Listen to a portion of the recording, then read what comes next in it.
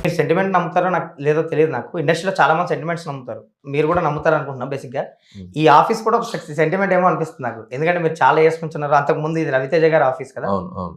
So, ఈ ఆఫీస్‌కొచ్చాక 3 films చేశాను. 'F3', 'Bhagavanth Kesari' and 'సంక్రాంతికొస్తున్నాం.' ఓకే. సో, అంతకుముందు రాజుగారి ఆఫీస్‌లో ఉన్నామక్కడ.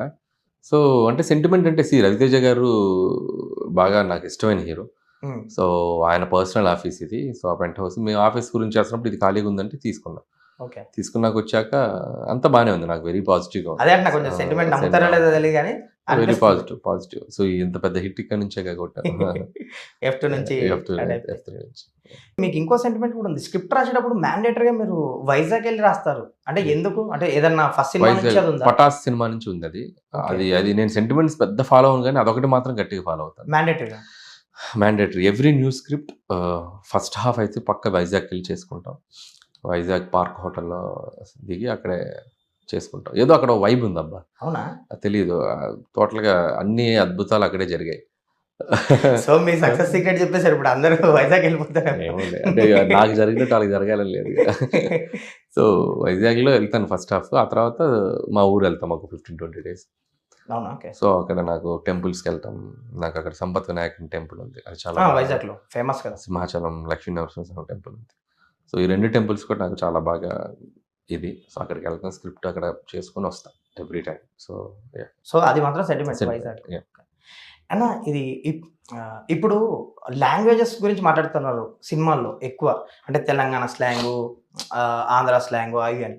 మీరు 'భగవంత్ కేసరిలో' పక్కా తెలంగాణ స్లాంగ్ వాడారు. ఇప్పుడు దీంట్లోకొచ్చేసరికి మన ఈస్ట్, వెస్ట్ స్లాంగ్ వాడారు. హ్మ్. సో, స్లాంగ్ అనేది సినిమాకి ఇంపార్టెంట్ అంటారా? కొన్ని సార్లు ఇప్పుడు ఏం జరుగుతుందంటే తెలంగాణ స్లాంగ్ కావాలని ఫోర్స్‌డ్‌గా కూడా పెడుతున్నారు కొన్ని సినిమాల్లో. సో, మీరెలా చూస్తారు ఈ అంటే లాంగ్వేజ్‌ని? ఎందుకంటే మీరు 2 ఫిల్మ్స్ ఆ స్లాంగ్ సినిమాని బట్టి మనకి అక్కడ లోకలైజ్ ఫీలింగ్ రావాలి. కొద్దిగా ఆ వరల్డ్‌లో ఉన్నామని మన ఆడియన్స్‌ని నమ్మించడానికి కొద్దిసార్లు యాక్సెంట్ మస్ట్‌గా అవసరం. అండ్ ఈ సినిమాలో గోదావరి డిస్ట్రిక్ట్‌లో ఉన్నటువంటి ఒక అమాయకమైన భాగ్యం అనే పాత్ర. అది నాకు ఆ యాక్సెంట్‌లో ఉంటేనే వర్కౌట్ అవుతది. ఓకే. సో, ఆ ఇన్నోసెన్స్, ఆ మొగుడు తాలూకు పొసెసివ్‌నెస్ అన్నీ వర్కౌట్ అవ్వాలంటే ఆ గోదావరి తాలూకు అమ్మాయిరా, గోదావరి అమ్మాయిరా అనేది అక్కడ ఉంటేనే వర్కౌట్ అవుద్దనిపించింది. సో, విజువల్‌గా కూడా బావుంటది. గోదావరి విజువల్స్ అని చెప్పి అనుకోని అక్కడ బ్యాక్‌డ్రాప్ పెట్టుకోవడం జరిగింది. అది పర్ఫెక్ట్‌గా ఎక్స్‌ట్రార్డినరీగా వర్కౌట్ అయింది. త్రూ ఔట్ ద ఫిల్మ్ భాగ్యం క్యారెక్టర్. అండ్ 'భగవంత్ కేసరి'కొచ్చే టైంకి బాలకృష్ణ గారిని డిఫరెంట్ స్పేస్‌లో చూపిద్దాం. ఒక డిఫరెంట్ అటైర్‌లో చూపిద్దాం అని చెప్పి చేసింది accent. Telangana accent. Okay.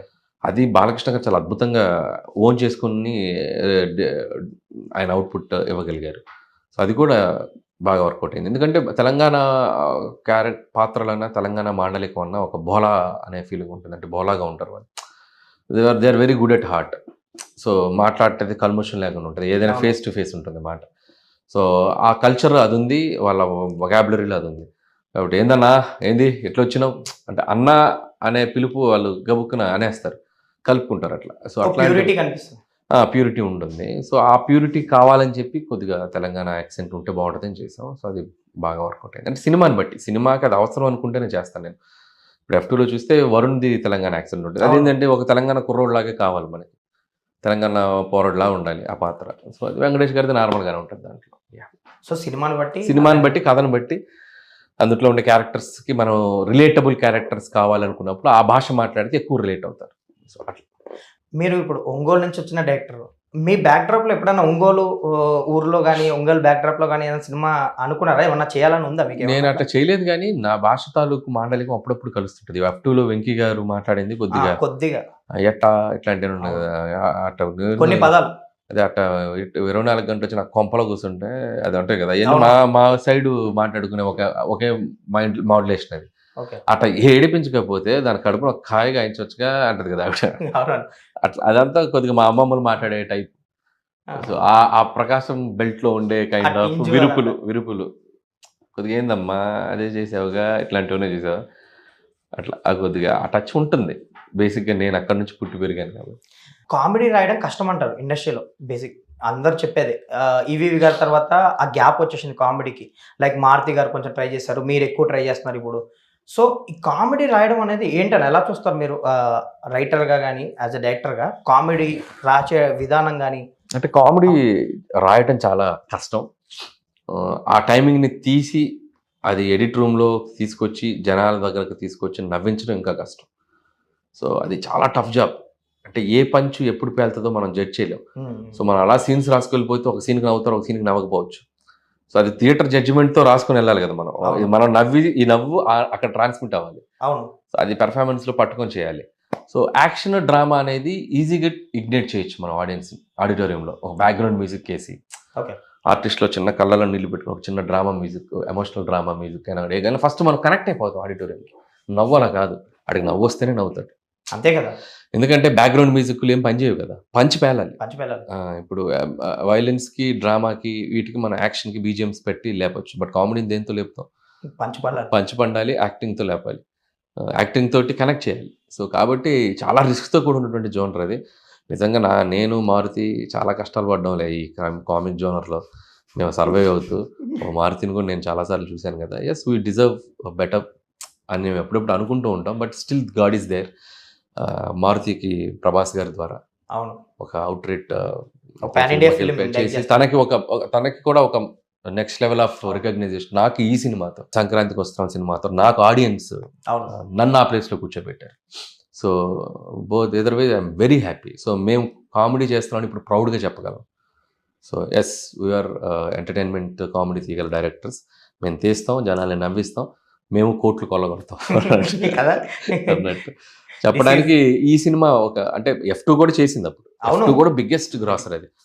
So ఆ F2 అప్పుడు నా మీద అంత ఇది లేదు. బట్ ఇప్పుడు కొద్దిగా ఎక్కువ అవుతున్న టైంలో ఇది వచ్చి నాకు ఒక ఆన్సర్ లాగా నిలబడింది. చాలా బిగ్గెస్ట్ సక్సెస్ కాబట్టి. సో ఎప్పుడు కూడా జడ్జిమెంట్స్, రిజల్ట్స్ అనేవి ఆడియన్స్ చేతిలో ఉన్నప్పుడు పక్కన వాటిని కూడా మనం నేను ఎప్పుడు పట్టించుకోవాలనుకో.